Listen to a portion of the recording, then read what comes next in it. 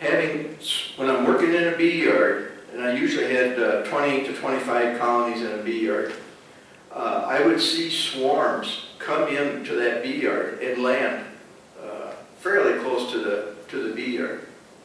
I don't know where they were coming from, but if a hive is swarming and it's one of yours, you can tell that that's the one that the bees are coming out of. And there was no indication of that in any of these yards and in any of these instances when I saw the swarms come in. And one time I had 3 swarms. I was probably there for an hour and a half in that yard. I was making divides late, and I had 3 different swarms come in.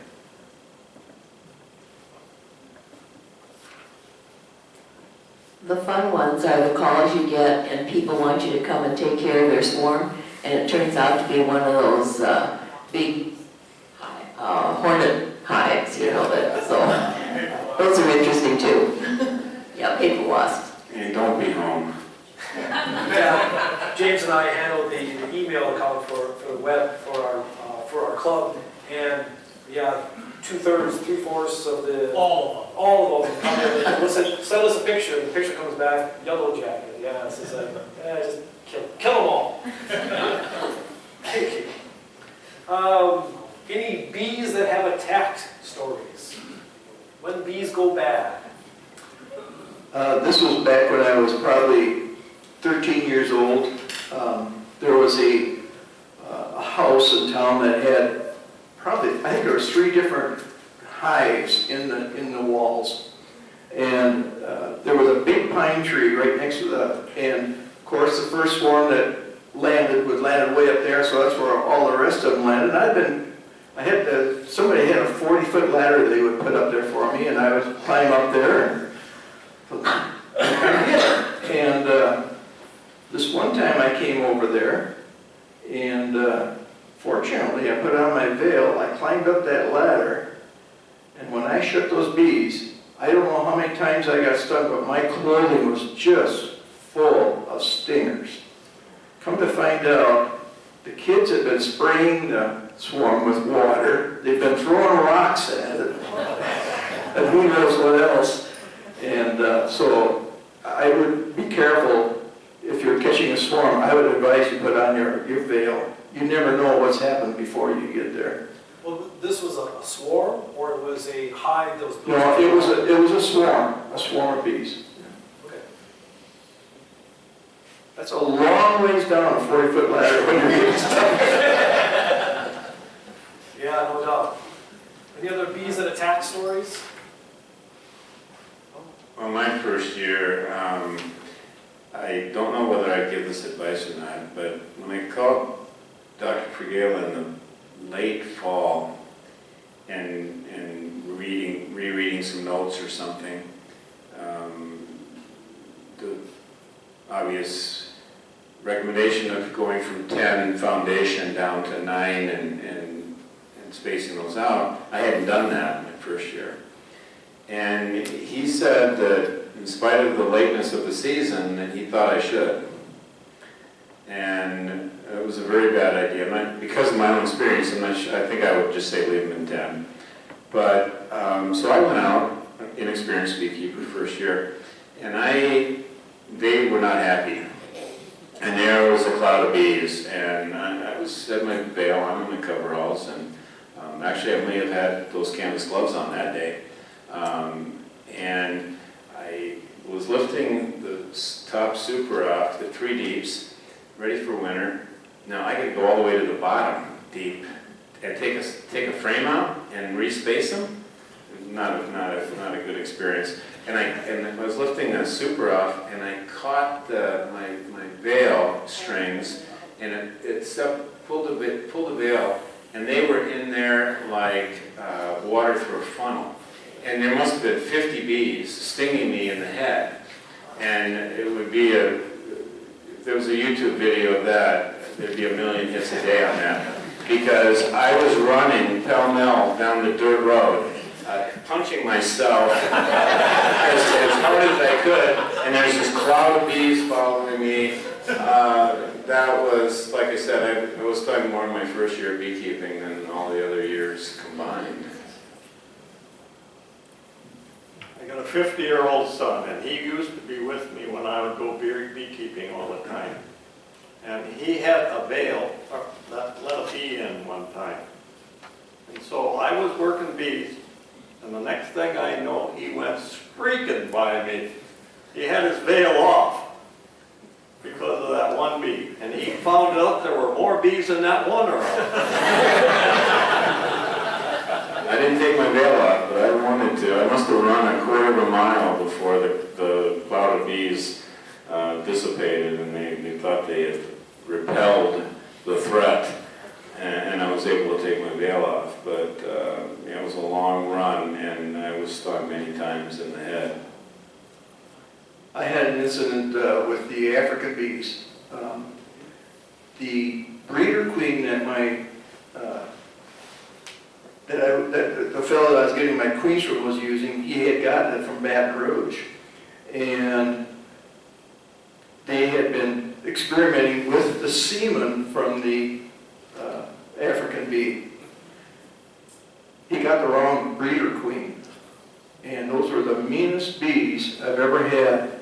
One day they would be perfectly calm and no problem at all. The next day, another day you'd drive in there and be stinging the black mirrors on the truck. Anything that was black, they would just really attack, and you just couldn't do anything with them on those days. But they were vicious, and it wasn't just 25 or 50 bees coming up. I mean, there would be thousands of bees, just like a swarm in the air when they were, but on the days that they were mean. And we've probably all seen days where during the honey flow where the bees are just coming and going. And there's just a cloud of bees working.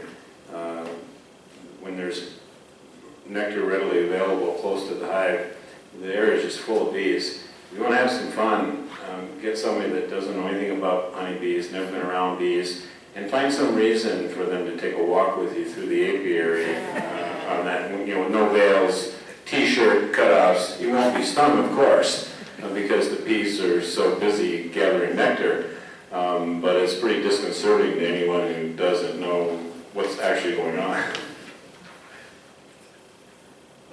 I had my grandson out helping one time. We were out in the hive, and I'm not too sure what we were doing, but there was bees on the ground, and he was standing there right in the middle of right on top of a group of bees.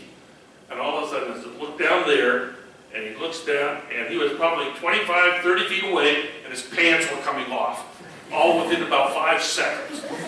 The bees had started crawling right up his leg.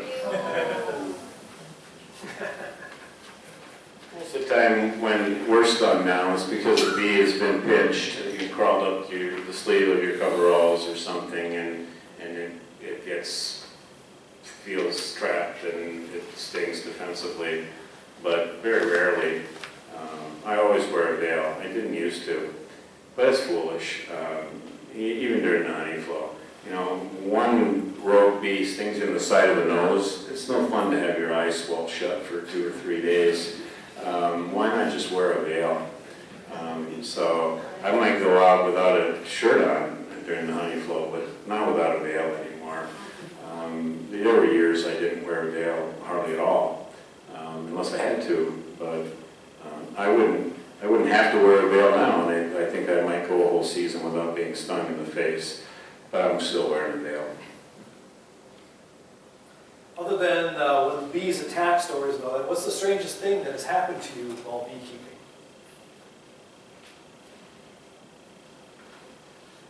I was doing pollination for the nuns here in their orchard, and I was up picking up the colonies, and I got them all picked up. I'm heading down the road out here. I got down to about where the stone quarry is, and here comes a police car with his flashing lights and everything, pulls in front of me, orders me out of the truck, orders me to put my hands over the hood, and Who could blame him? I had no idea what was going on. I did notice a car with 2 young women in it, kind of driving around, and they stayed stayed quite a ways away, but they were kind of watching me. What I didn't know is that they had called the police and told them that somebody's stealing all the nuns' bees. Of course, here comes another car. That's my uncle. He's a policeman too. I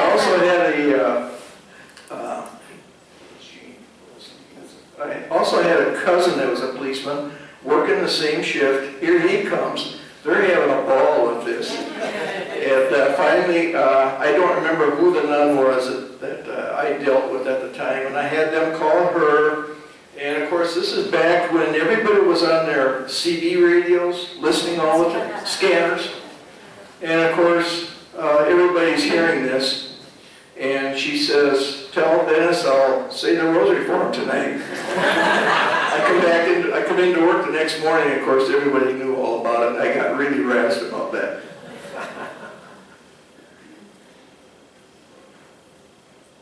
One thing when you're hauling bees, you don't have a lot of police problems.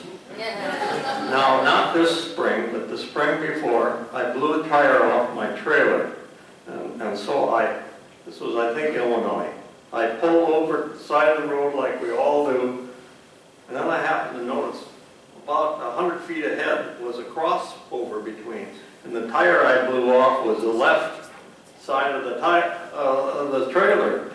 I did not want to be laying out there in traffic on a 4-lane highway next to that, so I pulled to the crossover lane, and I checked everything out and found out I didn't have a lever for my hydraulic jack.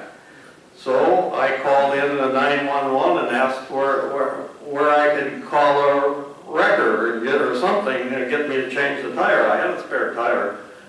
Well, I think the sheriff heard the call because I barely hung up, and here he was rolled over there and said, "You cannot park your bees in the middle of the crossover lane." I said, "I'm trying to get away from getting hit by a car. Would you rather check me out that way?" He said, "Well, you get it off of there and you get it over on the right side of the lane. Now I have to go the wrong way." And in the meantime, he forgot his hat, and he started doing this. I didn't mind him. I just tried to stall him. He said, "I'm getting out of here." I said, "Well, what do you really want me to do, get killed?" That was the end of the story. He left.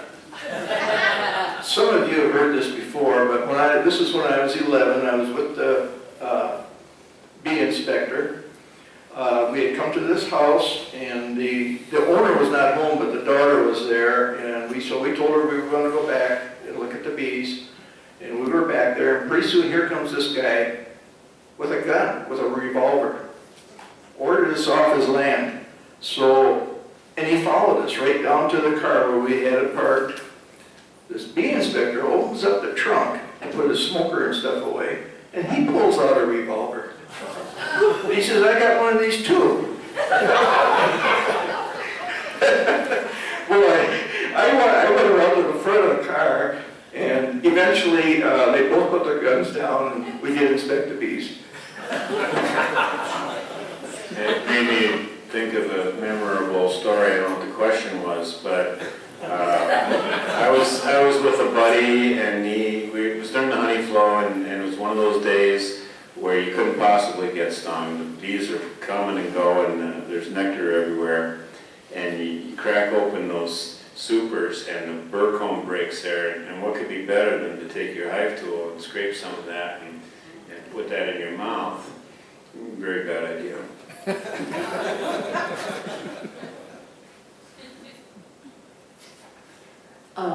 I remember back in the beginning when we were going to the beekeepers meetings with all of these commercial beekeepers, and everybody was so concerned about their particular area, and so they were very secretive about where they had their bees.